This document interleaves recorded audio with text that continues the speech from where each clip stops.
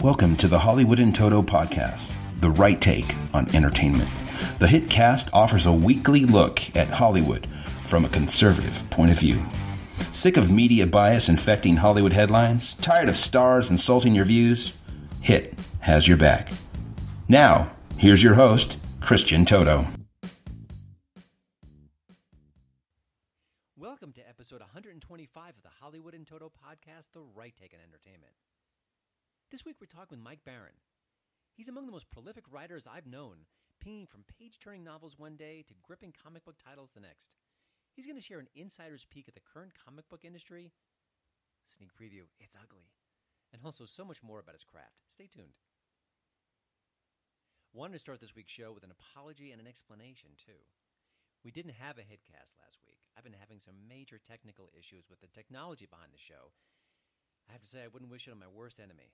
I think I've spent so much time with the folks at HP Tech that my wife is probably thinking I'm having an affair. Now, the issues for now are fixed, but that's why the show went dark last week. And I'm sorry. I also want to apologize for the audio on segments of this particular podcast, and maybe even next week as well. It's a little rough around the edges. It's perfectly fine. You can hear every word being spoken, but it isn't up to the show's usual standards. So just bear with us. It's going to last another week or so, and then things will get back to normal. The sound, again, is fine, but I just want to kind of deliver the best I possibly can. And I actually recorded last week's episode, but there were some issues with it. It just didn't sound good. The level was a bit off, and I didn't want to release it without having a good enough sound quality to it. So, again, I think we've got the things kinked, the kinks ironed out, as they say. Wish I could speak. And we'll be moving forward week after week from here on end. I appreciate your patience. And, you know, it's funny. The show's audience is growing even though I had an off week last week. So I really appreciate your time, your patience. And if you've been spreading the word about the show, I appreciate that all the more. But let's get to a quick Hollywood update. Did you know that President Trump could get charged with a hate speech crime? Well, so says Joy Behar in her latest unhinged rant. Now, I don't know if everyone knows this, but I do a weekly podcast with Michael Brown. It's part of his show, Michael Brown Unplugged. Every Friday, we have a Hollywood in Toto segment, and he's very kind to let me brand it with my website and my podcast name.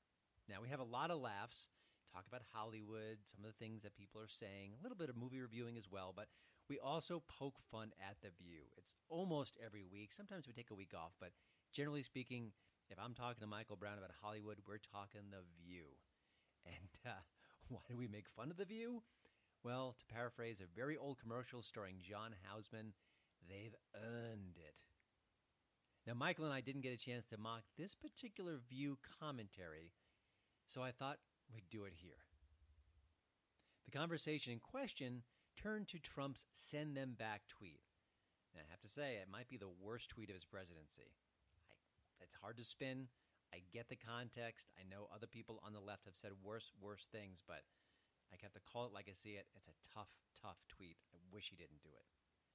Now, in that discussion, Joy Behar argued that the ACLU should charge President Trump with hate speech for that crime. The dumb. It hurts. You know, our culture is more divided and angrier than ever. Maybe it's a social media thing. Maybe it's the real deal. I think it's sort of a merge between the two. But can't we all come together, join hands, and tell Joy that that isn't the way America works? Please? Now, here's the tweet of the week.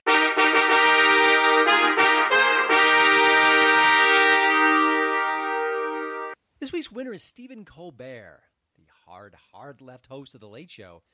He's kind of slipping these days.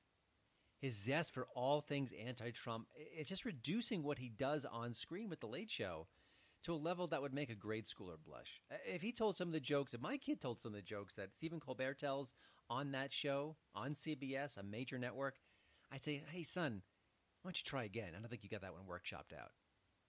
Case in point, this attempt at humor by Colbert on the Twitter.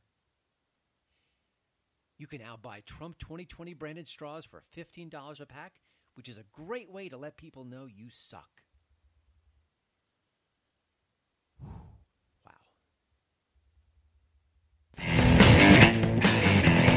You're listening to the Hollywood in Toto podcast, the right take on entertainment.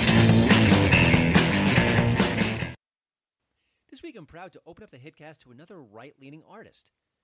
Colin Cunningham fell for music hard at a crazy early age. He spent much of his life singing and playing and touring, and while the big break hasn't happened for him yet, it's not slowing him down at all. What is? Well, embracing a right-of-center mindset. You know that drill. Colin shares his musical journey in the latest HitCast Artist Spotlight. I hope you enjoy our conversation. Well, Colin, thanks for joining the show. I want to maybe start with telling us a little bit about your backstory, how you became a musician, and some of your early touring days. I'm always curious how people make that leap, because it's not exactly a typical job. You know, you want to be a lawyer, a doctor, or something like that, but being a comedian or musician always seems really challenging. So what happened there? Well, it kind of started for me right out of the womb. Just a quick backstory. My father was an immigrant from England. He came over in the 1970s, and my mother was born, I believe, in Massachusetts. And they met in Connecticut, and right away in the cradle, they would sing to me, just lullabies and stuff like that. My dad would play and sing kind of the more traditional English folk songs and kind of like the folk rock revival of groups like Steel Eye Span. And I grew up with it. I grew up with my parents singing to me. So a couple years down the road, I'm into schools now, and the public school in our town wasn't the best. They had a leaking roof, a couple of other health issues. So they moved me to a private school, and the closest private school was a Catholic school. We were really lucky at the time that we could afford it. And I signed up to sing in the children's choir in third grade. And for the next 5 or 6 years, I did the children's choir. And then, my voice changed eventually, and it wasn't cool. I got picked on for singing in the choir, so I stopped in 8th grade. But my senior year in high school, I had kind of lost my way a little bit as a student and changed schools, went back to a public school, moved in with my grandmother full-time, who was ill.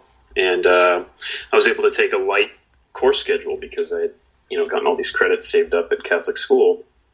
And I was able to take 2.5 full credits worth of chorus my senior year. So I got right back into singing. And then one day in class, I got tapped on the shoulder by a kid, a friend of mine named Phil. And he says, so you're the new kid, right? And you're in the chorus. And I said, yeah. He says, do you want to try out for a band?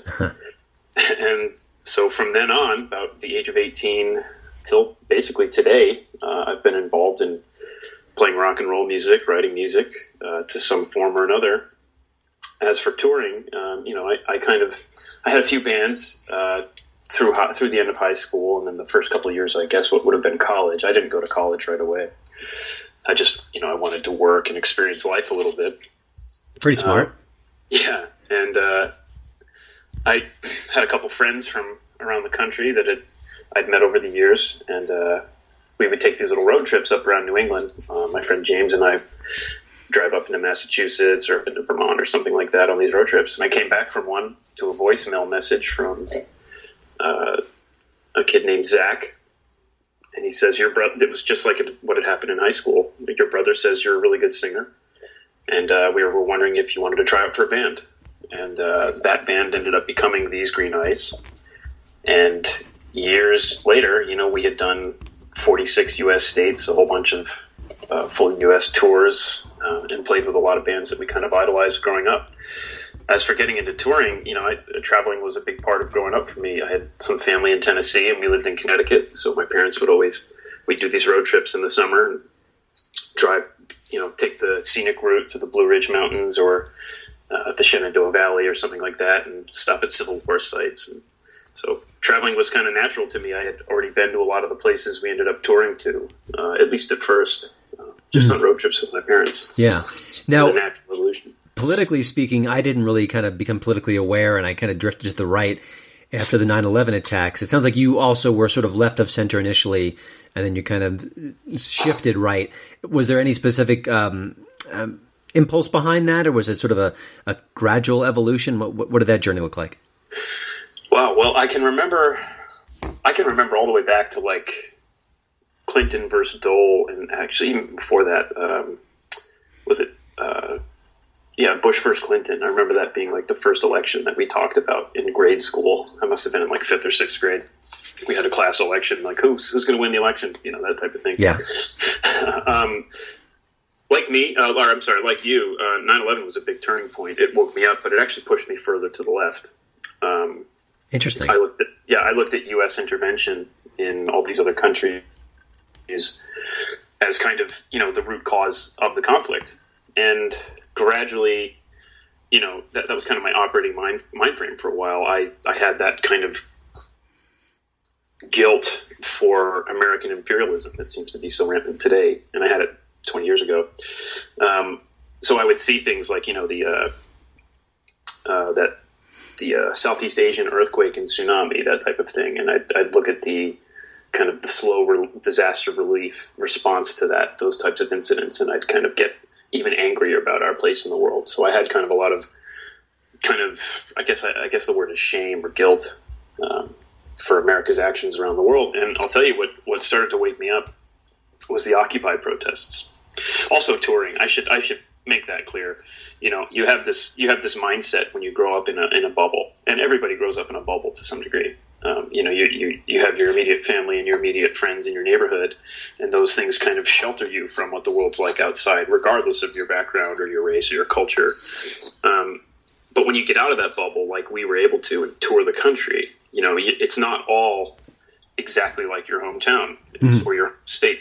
So, you think it's going to be playing, swanky bars and clubs and marquee hotspots in New York and Los Angeles. But then you get out and you play those places and nobody cares. They're all, they're all in there for the first song, and then they're all out in the parking lot smoking cigarettes and flirting the rest of the show. But then you go to like Pella, Iowa, or Lamoni, Iowa, or any of the, those are the two that immediately spring to mind, or Pompano Beach, Florida. These places that aren't Johnstown, Pennsylvania. These places that are not like the big city places, and bands don't go there, or they don't go there very often. So you set foot in those places, and people have listened to your music before you came because it's a big deal.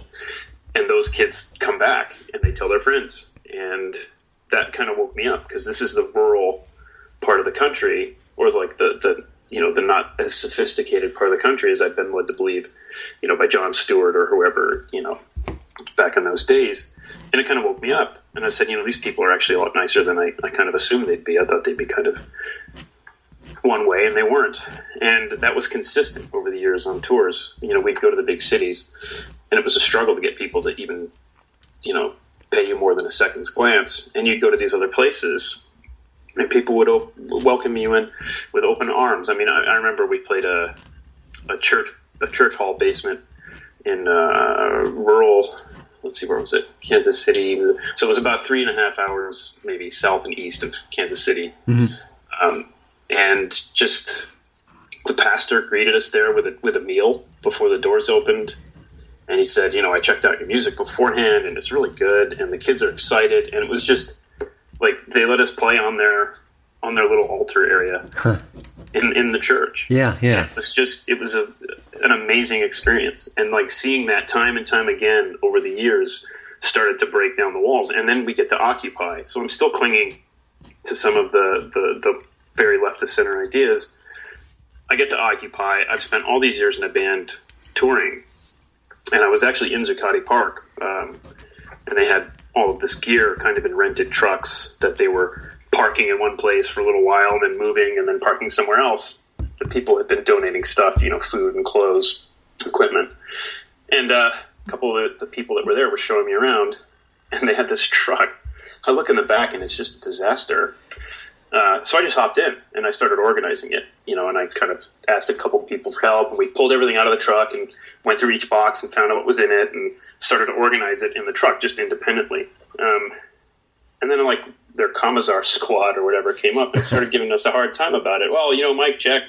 We didn't consult the people's, the people's council on this. And it was just a job that needed to be done. And, it was to streamline what they were trying to do. And I remember getting pushback for that. And that was kind of an eye-opener. Interesting.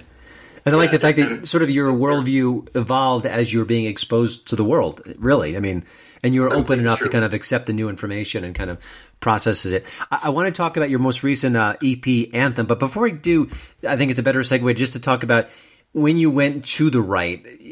We kind of had an email exchange prior to this. Did that impact your music, how people responded to you, maybe fellow musicians, anything along those lines? I actually had a few musicians, because this all happens. I think a lot of people have experienced this. It happened on social media, because that's how you're primarily staying in touch with a lot of people these days. So, I'd give pushback on something on Facebook, about Hillary Clinton or Donald Trump or, something the media was reporting. And it would just start these dozens and dozens and dozens of responses, these firestorms of people getting mad at me. And at first it was kind of entertaining, like, but then it got like really personal, with people accusing me of racism or sexism or all these other isms, to a point where it was obvious they just stopped meaning anything. But I got some people reached out to me through private messages, some musicians that I know and respect, saying things like, I appreciate what you're doing. Like, I kind of feel the same way, but like, you should be careful. You should be careful expressing your opinion. I hate the fact that we have to even say that, but it's important to kind of reiterate that. Yeah, it really is. It's like Mao's China with the struggle sessions, where Mao's campaign to obliterate the four olds. And anybody that didn't quite go along with what the party wanted, the idea of a struggle session was to go and shame that person and scream abuse at them and drive them to leave the public square and commit suicide. Basically. Well, that could never happen here, thank goodness, right? Right, exactly. Never. Gotcha. Yeah. Well, before we let you go, I also want to talk about Anthem. I want to talk about your current music. There's going to be links at hollywoodintoto.com to where people can learn more about you and your music. But tell us more about it. I mean, how would you describe it? How is it maybe kind of a summation of your career up until this point? Kind of give us a sneak peek. Sure. Anthem is kind of a continuation of how I've always tried to write songs, going back to the Celtic and English folk music my dad listened to. Those songs all had stories and meaning behind them. And so for Anthem, the whole environment around the 2015-16 election season was very crazy, and I wanted to write again. It'd been a few years since I had written anything, and I wanted to write about what was happening. But my experience on social media, trying to kind of push back or participate and give a different opinion, kind of led me to realize if I try to write something that's touching on these issues while endorsing a side, it's going to drive more people away on either side. So what I tried to do is I tried to write lyrics touching on the various aspects of what was going on without endorsing anything, to leave room for people to kind of put themselves into the situation as they listen to it. And that's kind of how I've always tried to write. Like on our previous releases, that's also the case. So with Anthem, the first song starts, and it's all about this kind of street awareness and activism and these kind of lost people looking for meaning out in the streets. And it goes to the next song, which is kind of about the social media isolation of the day, which is what I was dealing with. And the third song, Anthem, the title track, is definitely a call to revolution. But if you listen to it, there's references to the wall, and there's references to even some socialist leader in Mexico back in the day, Emiliano Zapata. So I tried to bring in elements from the left and the right in everything I wrote. And then the last two songs kind of close it out. New Tomorrow is kind of an oath to build a better tomorrow. And then Ghosts is the, years later down the road, thinking about this crazy activity that we've all gone through and the friends we've lost along the way. Interesting. I speak to a lot of different conservative artists, and often their impulse is to be less political, to not force their ideology down the whoever's listening or watching their projects. So I applaud that, and I also think it often creates better art, because if you're leaving things up for interpretation, it's more exploratory. It's less, hey, here's a lecture, hope you like it. So I appreciate that. But very much a postmodern approach to songwriting. Let people make their own meaning. The new punk is actually stepping back and just creating art and letting people interpret. But My joke has been for a while that the new punk movement is going to be, Wall Street brokers and businesses writing songs about the economy. That's right. Trickle down economics. Well, Colin, I really appreciate you not giving up on your work. It sounds like music is a real passion, and keep at it. People will connect with it. Obviously, they have already, and hopefully more will do so. Thank you so much for taking the time to speak to us. Again, the links to a lot of Colin's work will be on HollywoodInToto.com, and maybe in a year or two we can reconnect and see what's happening with the career. Sounds great. Thank you very much. Don't touch that dial. You're listening to My Daddy's Podcast. Author Mike Barron is so good at pitching his different projects, you wish he'd do the same for every other storyteller. Mike does a bit of that in their upcoming conversation, and you'll love it. Just wait. Mike is a veteran comic book writer, best known for creating independent titles like Nexus and The Badger. He's also written for a crush of existing titles over the years. More recently, he unlocked the key to writing novels, something I haven't done yet. And that means a flood of Mike's stories are going to be coming our way very soon. Mike also happens to be a very smart, passionate conservative, but a guy who doesn't put his politics directly into his story. It's all about entertaining us, grabbing us by the scruff of the neck. That counts most of all. We need more folks like him. Here's my overdue conversation with a very talented fellow, Mike Barron. Well, Mike, you're a comic book veteran, and I just want to kind of get your quick take. I don't want to get too lost in the weeds here, but where does the comic book industry stand now? You hear stories about the social justice warriors. There are independent comics companies kind of all over. Some are thriving. It's been that way for a while, but I just kind of get your snapshot because you know this industry better than most people. What's your general take, and are there sort of signs of optimism we can cling to as well? Oh, yeah. The comic industry is in a state of chaos right now, and parts of it are in free fall. And this is due to technology, and to a large extent because of the internet. It's changed so many things. The readership is down, and there are many reasons for this. And one of the biggest reasons is the rise of video games. Because, frankly, a good video game gives you much more bang for your buck than a $5 comic. And I say that because most comics aren't very entertaining. I know because I look at them from time to time, and I've shown you what I've seen. Mm-hmm. Which brings us to another problem, which is that Marvel and DC have forgotten that their first duty is to entertain, and they've turned the books over to a number of social justice warriors who use the books to push a social platform, which may or may be worthwhile, but there's a way to do that and entertain too. But most of these writers strike me as rather young and unseasoned, and they don't know how to do it. They don't know how to grab the reader by the throat, which is my goal in everything I write. You know, it seems like given the Marvel Cinematic Universe and the DC Comics movies, which have been kind of hit or miss, that putting technology aside, this would be a golden age, at least for interest. At least people are they're talking about these characters, the history, how they relate from the comic books to the movies. It seems like they're missing an amazing opportunity. Any additional thoughts on that, or is it just everything else is so powerful working against it? It doesn't matter what MCU movies make. Well, no, it's fumble after fumble, and the recent offerings from the big two have turned off a lot of readers. I see it on Facebook every day. Well, I wanted to be entertained, but then I got this message in my face, so I'm moving on. And you say the success of the movies should increase comic sales, but they haven't. And we've been talking about this for 30 years, that they should sell comics in movie lobbies, but it hasn't happened because you've got all these people fighting over their turf, and you got to agree to this, that, and the other thing, and it just hasn't happened. And it would seem to be a logical move. That's logical hardly begins to describe it. That seems like a slam dunk. So it's pathetic that it hasn't happened.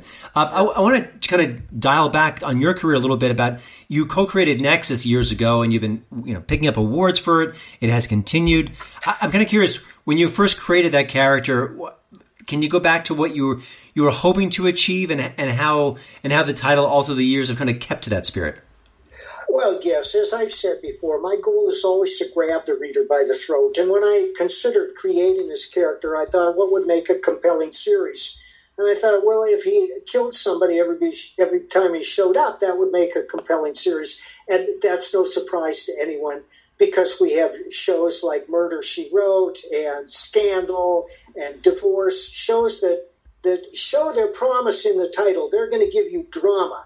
Drama is conflict. So I created a character who had his own inbuilt conflict, and it's this, that he's a reluctant murderer. He's a reluctant assassin of mass murderers, and he was made so by an insane alien who chose Nexus out of all the humans he knew to be the conscience of the human race. And because the alien is insane, the powers and the demands don't make sense at times. Mm-hmm. And this is one of Nexus's dilemmas, trying to make sense of the demands that the Merc puts to him. And the demands come in the form of dreams. Nexus dreams of mass murderers. The dreams are exhausting and potentially lethal. And when he wakes up, he knows that he has to track that mass murderer down and kill him, or the dreams will recur and they'll become more and more intense until they finally kill him. Gotcha. One of the things I like about talking to you is the way you kind of frame and pitch stories. It feels like I'm in an elevator and someone has like 30 to 40 seconds to kind of encapsulate a story, and you're it's part of your magic is you do it so well. I was kind of curious, when you were growing up, when you were a young kid, I'm going to guess you were reading comic books in some way, fashion or form. What titles kind of grabbed you, and what was it about those particular heroes that really kind of stuck with you? Because I remember what I loved as a kid, and I didn't pursue a career in comics, and you have. What do you remember the most about those years? Well, the first comic that really grabbed me was Uncle Scrooge by Carl Barks. Carl Barks was a genius, and they gave him carte blanche to write and illustrate his own stories. And he was just an instinctive storyteller. And anybody who reads one of his Uncle Scrooge or Donald Duck comic books knows what I mean. Those characters are alive. They're sympathetic. You care about them. Nobody wrote Donald Duck better than Carl Barks. So Donald Duck is a fully fleshed out duck. Mm-hmm. I'd say he's a human being, really. But he's every duck. But you can empathize with him. He gets mad, sure, but he's also got compassion. He's got honor. He's got dignity. He fulfills his duty. Like the time Donald was a mailman. He's delivering mail all over the West on the edge of these cliffs and stuff. And he's an admirable character. And Uncle Scrooge is an admirable character, too. And that was the first comic that got me excited. It wasn't until I got to university that some friends of mine showed me Steranko and Neil Adams comics. And when I saw that art, I was just knocked out. It was the art that grabbed me there. You talk about instinctive storytellers. I think that's the phrase you used. Yeah. Do you think that is that a gift? Is it a muscle you could build up? I was kind of. I think there are so many people who would love to write the great American novel, and for a variety of reasons can't. I guess I could throw my name in that hopper. Do you think that you sort of just from the get-go had that gift, and you've been able to kind of nurture it, or do you think it's something that you could build up and learn and kind of craft along the way? Well, yes and no, and both. And in this sense is that I always had confidence that I could write and entertain other people ever since I was in high school. And my first job out of college was smoking dope for the government. I answered an ad in the Boston Phoenix, and I lived on a hospital dorm for a month, and I smoked dope every day, and I took tests. It was just like college. Well, when I got out of there, I wrote that up for the Boston Phoenix, and that's how I broke into journalism. Uh-huh. And I worked for newspapers for 10 years. I worked all over Boston. I worked for the Boston Globe, but mostly I wrote for the Boston Phoenix, where I was an editor. And that helped because it taught me the principles of journalism. But the whole time, always, I only wanted to write fiction. I only wanted to tell my stories and get paid for them, and I was always writing. And I could write comic books from the get-go. And one of the reasons is that I would just draw the page out, and I'd start with the first panel, and I'd think, well, what makes for a compelling scene? And then I'd write that scene, and then I'd say, well, what happens next? And that's the essential question in all fiction. What happens next? And the reader has to care. Well, I cared passionately, so I tiptoed forward one panel at a time, trying to make each panel an extension of the past and yet a surprise. Because for me, the ideal ending of any great story comes as both a complete surprise And then, on reflection, perfectly natural and obvious. And that taught me pacing and also taught me how much weight each page could bear in terms of visuals and words. But it took me 30 years to learn how to write a novel, and that's because I'm a slow learner. But then one day I got it, and now I'm very confident about my writing ability, and that's a good thing because, for years and years I look back on my prose, and this is true of any professional writer, and they look at it and they say, oh, I hate this. Oh, this is no good. How can I submit this? And I suffered from that for 30 years too, but I don't anymore because I'm pretty confident in my abilities. Mm-hmm. You mentioned something that's interesting. A lot of times I'll go to I'm a film critic, so I see a lot of films. I go to the movies, and often the screenplay will have a twist, a turn, a surprise. And more often than not, it makes not a lick of sense, but it seems cool on the surface. Like in the moment, you're like, wow, that really changed everything. But it's the organic nature of those twists and turns that really do matter. Well, given the fact that it took a while to kind of figure out the novel writing aspect of your career, do you feel like you've got dozens of stories that are waiting to spill out? Do you kind of want to maybe spend more time writing novels and comic books, or where do you kind of shake out as far as your artistic choices now? I'm writing both full time, but right now I've got a green light on novels, and it's very difficult to get any comics published because I'm pushing my own ideas, my own programs, and even though I believe that my stuff beggars the offerings from the big two, people have never heard of me. I don't have that big a following to raise funds, so we're trying to raise funds on Indiegogo for Offworlder, as you know. But because I've had some success with novels and now people are asking me to write for them, I've written a Destroyer novel, by the way. It hasn't been published yet, but Devin Murphy, who's the son of Warren Murphy, loved it. When it comes out, it'll make your head explode. I might send you the manuscript because you'll laugh your ass off. When I started reading the Destroyer novels to prepare, I realized that every one was a satire on leftist thought.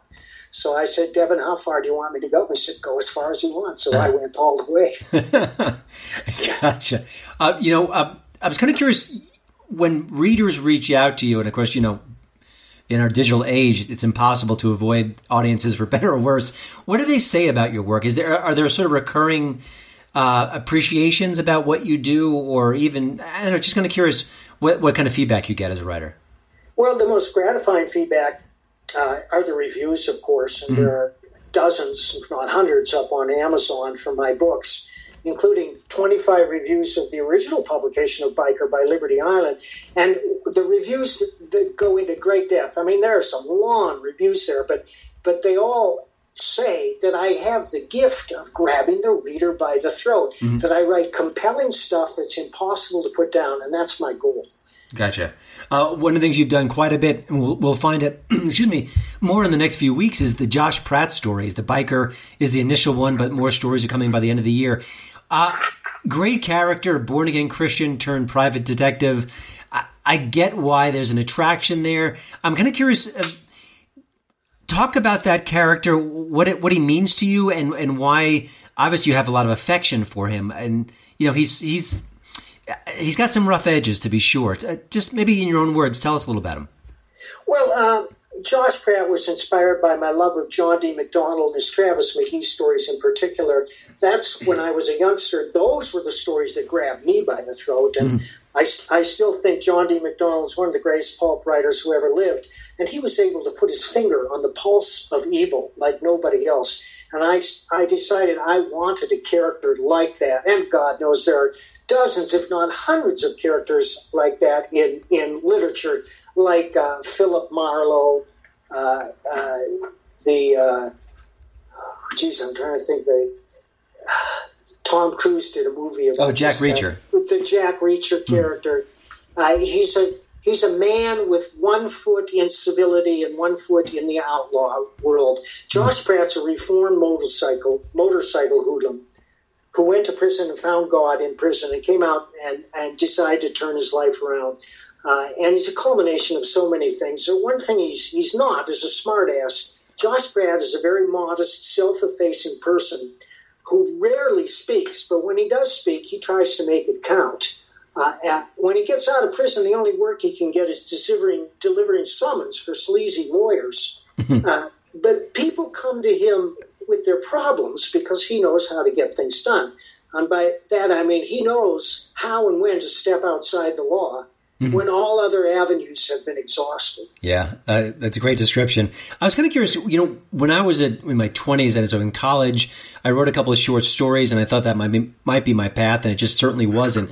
And one of the reasons why I felt like I hadn't lived life long enough, do you think the fact that it maybe took a while to kind of, I guess, unlock the puzzle that is the novel in general, do you feel like that maybe gave you a benefit, that your first few novels have a wisdom to them that maybe a 20-something, for all of his or her talents, just can't match?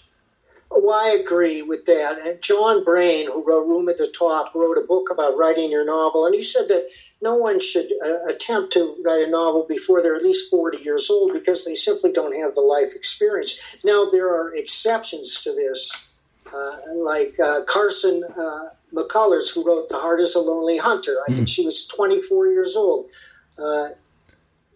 Richard Price wrote The Wanderers when he was in his 20s. And William Styron, his first book he wrote when he was in 20s.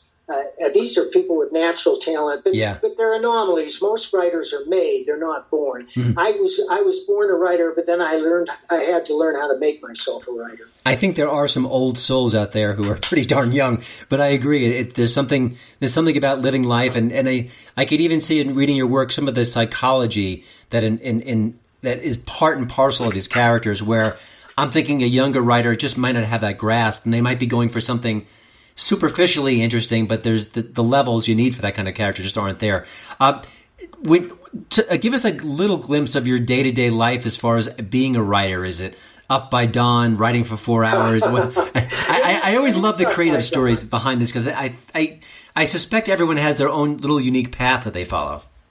Yeah, I've been getting up at the crack of dawn and hitting the typewriter all my life, ever since I started work in Boston 40 years ago. So it's a habit to me. Of course, now I have to contend with Facebook, which kills about an hour. But I feel guilty about it. So I always have my projects open on the bottom, and I always say, okay, enough of this. Let's do some work. and I immediately go to one of the projects I'm working on. And I have some rules about this. I try to make each chapter between 1,000 and 1,400 words. And when I sit down to write a chapter, I'm not done until I get those 1,000 words. And the words can't be filler.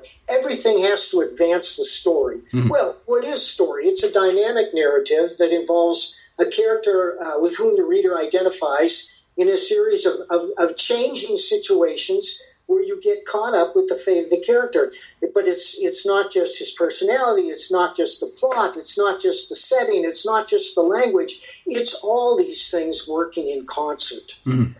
Do you bump into younger writers, aspiring writers at Comic-Cons or different events? And if you do they ask for your advice about this field? Because I would think that you'd be the kind of person I'd want to talk to if I was embarking on this kind of a career.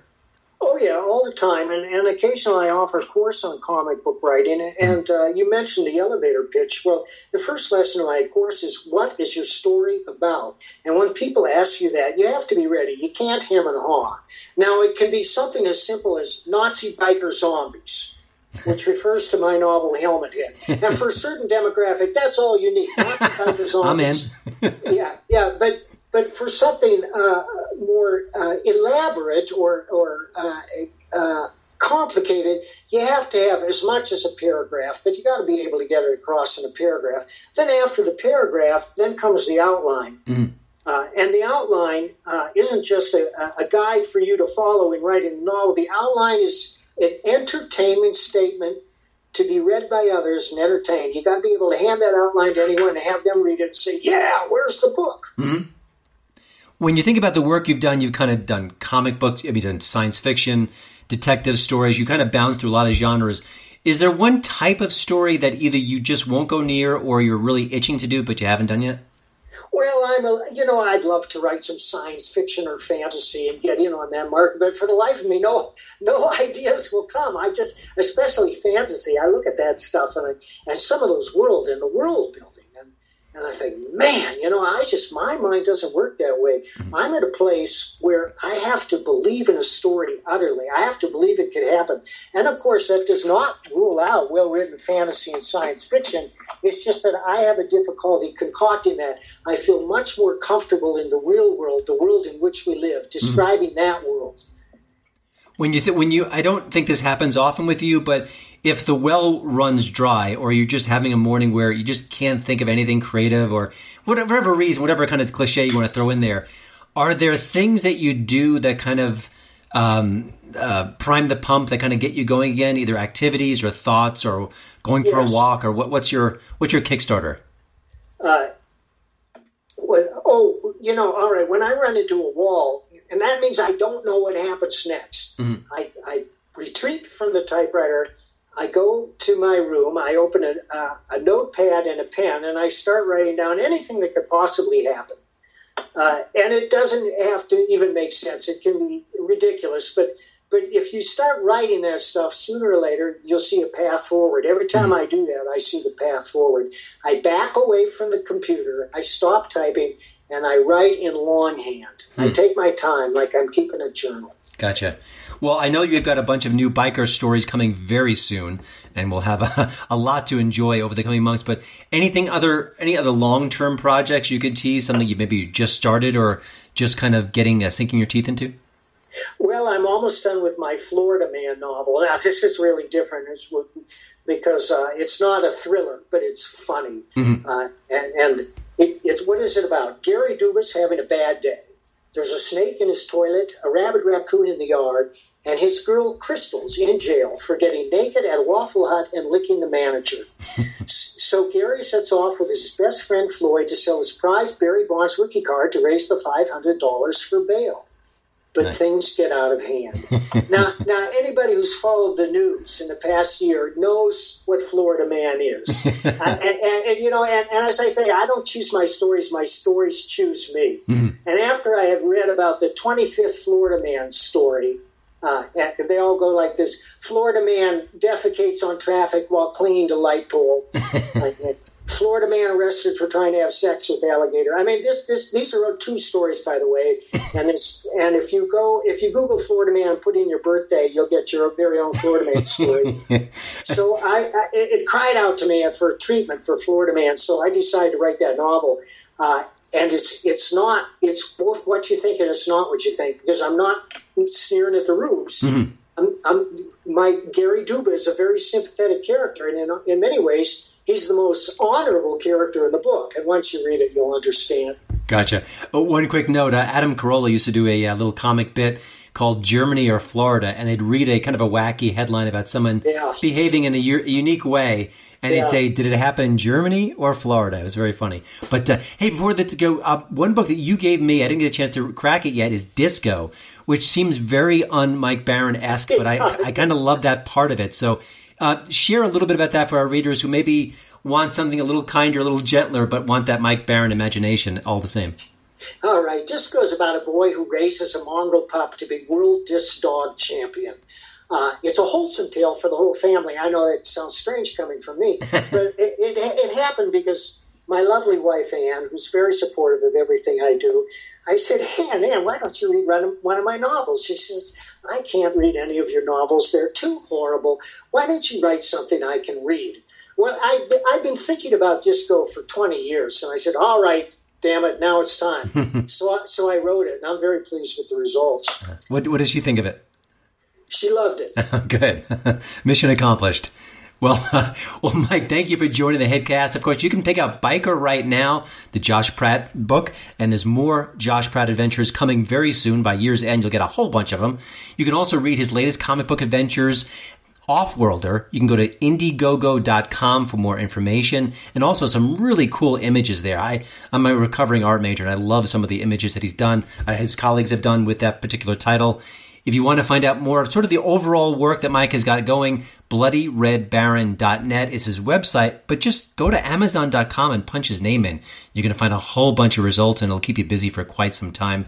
Mike, keep on writing, keep up the great work, and if I ever write a great American novel, I want you to summarize it for me. Thank you, Christian. Well, thanks again for listening. Don't forget to check out HollywoodandToto.com for both the show notes and, of course, the latest entertainment news. Please follow me at Twitter at HollywoodandToto. And we'd love it if you leave a podcast review over at iTunes. See you next week.